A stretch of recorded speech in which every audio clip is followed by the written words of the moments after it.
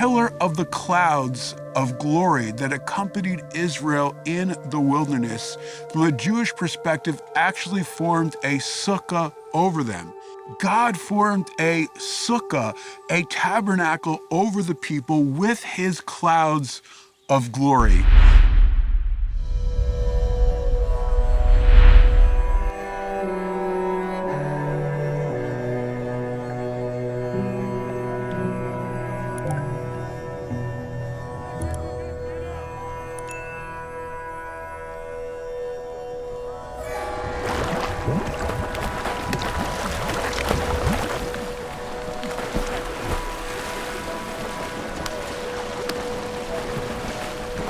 The man at the pool of Bethesda had been unable to walk for 38 years. That's a long time. But why does John tell us specifically that it was 38 years? That detail must be significant in some way because the Bible never wastes words. 38 is key because it's the number of years that Israel wandered in the wilderness. You're probably thinking, Rabbi, everyone knows that Israel was in the wilderness for 40 years. What are you talking about? It's true, the children of Israel were in the desert for 40 years, but they wandered as a result of their disobedience and unbelief for 38 years. This is what Deuteronomy 2:14 tells us. The time that we traveled from Kadesh Barnea until we crossed over the Wadi Zered was 38 years, until all the generation of the men of war from within the camp came to an end, as Adonai had sworn to them. The generation that died in the wilderness due to their unbelief is connected to 38 years. This ties directly to Yeshua's question to the man, do you want to be healed? Shalom. Me? Yes. Shalom. I have a question for you. For me. I don't have many answers, but I'm listening. Do you want to be healed? Sir, I have no one to help me into the water when it's stirred up. And when I do get close, the others step down in front of me. And so... Look at me. Look at me. That's not what I asked. I'm not asking you about who's helping you, or who's not helping, or who's getting in your way. I'm asking about you.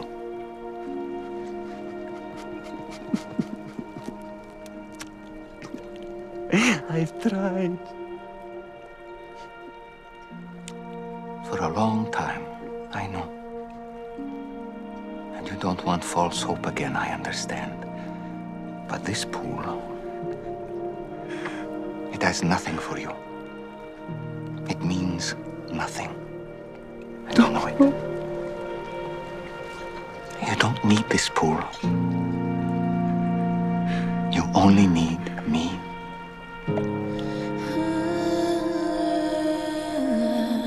So, do you want to be healed?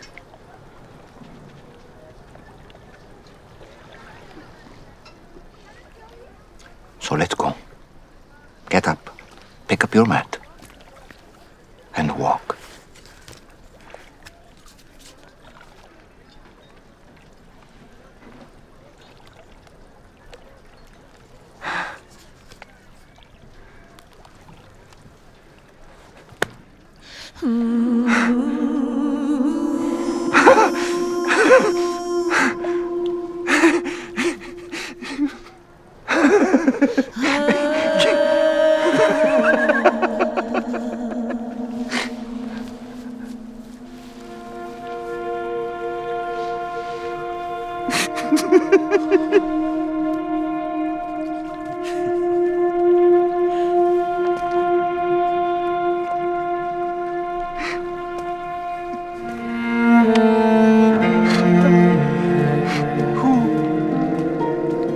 free to walk, like he said. Don't forget your bed.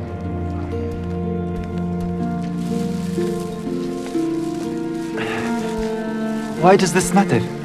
Because you're not coming back here. That life is over.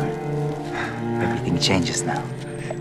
The generation of adults that came out of Egypt had such a slave and victim mentality, they kept testing God and died in the wilderness. Yeshua did not want that to happen to this man. Part of the reason John recorded this miracle was to demonstrate that this victim mentality doesn't have to happen to you and I. Yeshua is saying to this man, do you want to be healed and enter into your promise by faith? Or will you choose to die stuck here by the pool like the Israelites who lacked faith and died in the wilderness after 38 years of wandering? Yeshua doesn't want us to remain stuck. He wants to bring healing and wholeness to our lives.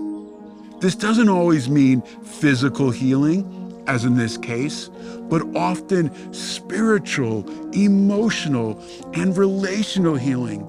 Yeshua Jesus can cause this healing and wholeness to arise, getting us off the ground and moving forward into our future. You might feel like life has knocked you down, but there's a big difference, a huge difference between being knocked down and being knocked out for the count. The man at the pool felt down for the count. He felt knocked out. But all of that changed when Yeshua healed him and said, arise, take up your mat and walk.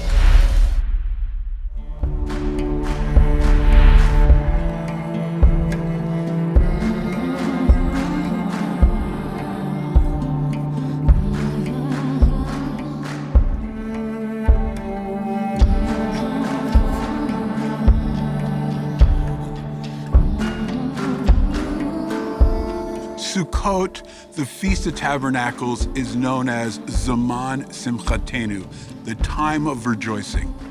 It was one of the most elaborate and joyous of all the Jewish holidays. Woman of valor! It was the culmination and high point of the 3 fall holidays and was one of the big 3 known in Hebrew as the Shalosh Regalim, the 3 pilgrimage holidays. Passover, which is Pesach in Hebrew, Pentecost, Shavuot, and Sukkot, the Feast of Tabernacles. Sukkot celebrates God's presence, his protection and provision for the children of Israel during their 40 years of wandering in the wilderness. Sukkot derives its name from the Hebrew word sukkah. A sukkah is a temporary booth or tabernacle, which is exactly what you see behind me. And it's one of the main ways we celebrate Sukkot by dwelling in these booths for the 7 days of the holiday. Sukkah means booth in the singular, and Sukkot means booths in the plural. In Leviticus 23, we read about this holiday. The Lord commands the children of Israel, saying, you shall dwell in Sukkot 7 days, so that your generation shall know that I caused the children of Israel to dwell in Sukkot booths when I brought them out of the land of Egypt. But what does the sukkah really represent? And why do we dwell in these temporary structures? There are 2 possible meanings. Both of them are significant. First, the children of Israel dwelt in temporary structures during the time of the wilderness wandering. But there seems to be an issue with this explanation that the only reason why we dwell in the sukkah is because our ancestors dwelt in temporary booths. Because the Torah never uses the term Sukkot to refer to the structures that Israel lived in during the wilderness. So then, what's another possible reason why we dwell in these booths? The second is that Sukkot refers to the clouds of glory. Leviticus 23 says, God caused the children of Israel to dwell in Sukkot. It doesn't say cause them to build, but it says rather cause them to dwell. And if God provided the Sukkot, then they naturally would not be material structures, but in all probability are referring to spiritual shelters. And where does this idea come from? Think about it for a moment. The pillar of the clouds of glory that accompanied Israel in the wilderness, from a Jewish perspective, actually formed a sukkah over them. God formed a sukkah, a tabernacle over the people with his clouds of glory. And think about it for a moment, kind of amazing. Where is the first place that the pillar of the cloud of glory appeared to the Israelites? It's in the place called Sukkot. Come on, right? The commandments to dwell in Sukkot, primarily during this holiday, is not a physical reenactment and reminder of the tents that our ancestors temporarily lived in during those 40 years in the wilderness, but rather it's a reminder of God's glorious presence that formed a sukkah for the children of Israel in the desert. The elements in the wilderness were harsh. The clouds of glory covered them on all sides to protect them of the heat of the sun by day, the cold by night, as well as any harmful creatures like snakes or scorpions that lived in the wilderness. But of course, there is still even more. This connection between the clouds of glory and Sukkot is actually confirmed by the numbers. The numerical value of the Hebrew word Sukkot is 486. It has the same numeric value as the Hebrew phrase, the glory of the Lord appeared in the cloud. Kavod Adonai nira be'anan, which equals 486. That phrase, that God appeared in the clouds of glory, and Sukkot equals 486, connecting the two together. The Lord's presence has always been and will always be the source of our protection. With all due respect, Nathaniel, I know you're a skilled architect, but this thatched roof won't keep the rain out. What's the point? The vegetation provides shade from the sun during the day. And if a few raindrops get through, it is a reminder of our dependence on God, of his provision, and of how our people were so vulnerable in the wilderness. And he brought us through. There was a time in my life, in my old life, where I had to sleep outside. It is a good reminder of how I was delivered from that. This time of dwelling in booths is also a leveler of people. Wealthy, poor, everyone sleeps outside as equals. Well, let's be honest. Not all booths are created equal. Yes, Nathaniel, the beauty of this booth is itself an act of worship. Rabbi, in the prophet Zechariah it is written, "Then everyone who has survived of all the nations that have attacked Jerusalem shall go up year after year to worship the King, the Lord of hosts, and to celebrate the Feast of Tabernacles." Wait, what? Zechariah says that? They read that passage of the feast every year, you just don't pay attention. And there's a lot of readings, they sort of run together. What exactly is your question, Big James? One day our enemies will celebrate this feast with us? Babylonians, Assyrians, Romans. The Romans, Jews and Gentiles at this table? We're the ones who dwelt in temporary shelters while we wandered the wilderness, not them. Everyone has wandered through the wilderness at some point. Sukkot can be summarized by two key words. The first is rejoicing, and the second is reigning. Biblically, Sukkot is the holiday of the kingdom. It's the seventh holiday in the seventh month, and it lasts for 7 days. 7 is the number of completion, but there is more. The world is compared to the 6 days of the week. The Messianic age is linked to the seventh day, to the Shabbat, the Sabbath, a time of rest and restoration. Sukkot, like Shabbat, is connected to the number 7, and it is meant to be a sneak preview and a taste of the Messianic kingdom. Sukkot's association with the kingdom is seen clearly in the book of Zechariah, chapter 14, verse 16. Then all the survivors from all the nations that attacked Jerusalem will go up from year to year to worship the King, Adonai Tzivaot, the Lord of hosts, and to celebrate Sukkot, the Feast of Tabernacles. But there is still more. Yeshua celebrates Sukkot in John 7:37. On the last and greatest day of the feast, Yeshua stood up and cried out loudly, "If anyone is thirsty, let him come to me and drink. Whoever believes in me, as Scripture says, out of his innermost being will flow rivers of living water." On this last day of Sukkot, the Feast of Tabernacles, they would have marched around the altar in the temple 7 times, pouring out water on the altar. The pouring out of the water on the altar was a prayer, was a spiritual prophetic act that God would pour out rains on the land of Israel for a good harvest. And it was also a prayer that God would pour out the rain of salvation in the latter days. The Malkosh, symbolic of the end time revival. For it says, "I will pour water on the thirsty land and streams on the dry ground, and I will pour out my spirit, my ruach, on your offspring, and my blessing on your descendants." Isaiah 44:3. It's significant that Yeshua makes this statement about living water in the context of Sukkot, because it ties back to the mention of Sukkot in Zechariah 14:8 and 9, which says, "Moreover, in that day, living waters will flow from Jerusalem, half toward the eastern sea and half towards the western sea, both in the summer and in the winter. Adonai the Lord will then be king over all the earth. In that day, Adonai will be one, Echad, and his name Echad, his name one."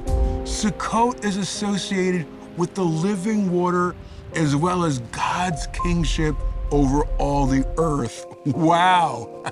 Yeshua was declaring the living water that the prophets spoke of, that the Jewish people had been waiting for, longing for, praying for. He was offering it to them. It was like he was saying, "Come and taste of the living water right now."